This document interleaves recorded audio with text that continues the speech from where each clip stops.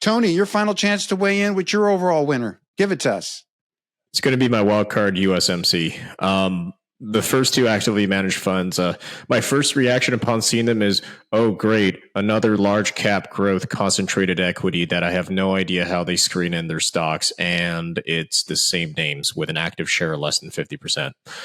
It's just hard not to instinctively dismiss them. And the product categories get incredibly saturated. And I'm not sure why issuers keep launching more and more concentrated stuff and moving towards less transparency and even trying to fold in private assets. But that's a conversation for another day.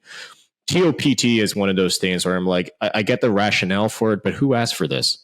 You know, it's not hard for anybody nowadays, especially with commission-free brokerages, to just assemble your own basket of the top names. Direct indexing exists, and this is one of those ETFs that direct indexing proponents are going to point to and say, this is stupid.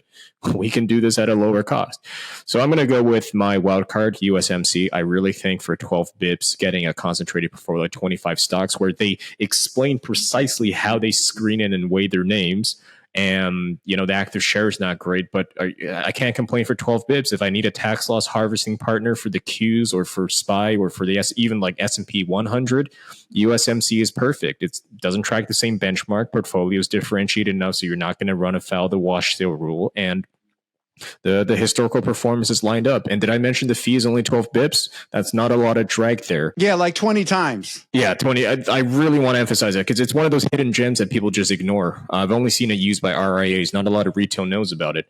But the other takeaway I give to retail is that if you're going to look for concentration, Shana mentioned it, you're not going to find a lot of alpha in the mega cap space. Everybody allocates to these.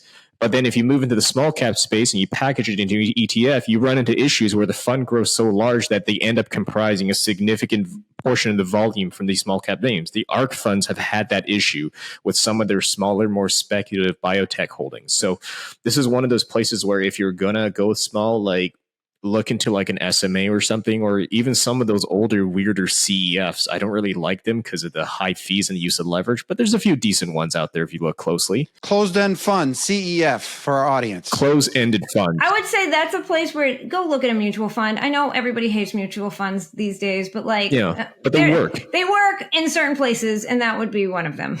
That's exactly it. We don't need to ETF everything. I've said this before in other places, but not everything needs to be ETF'd. So to sum it up, USMC wildcard all the way.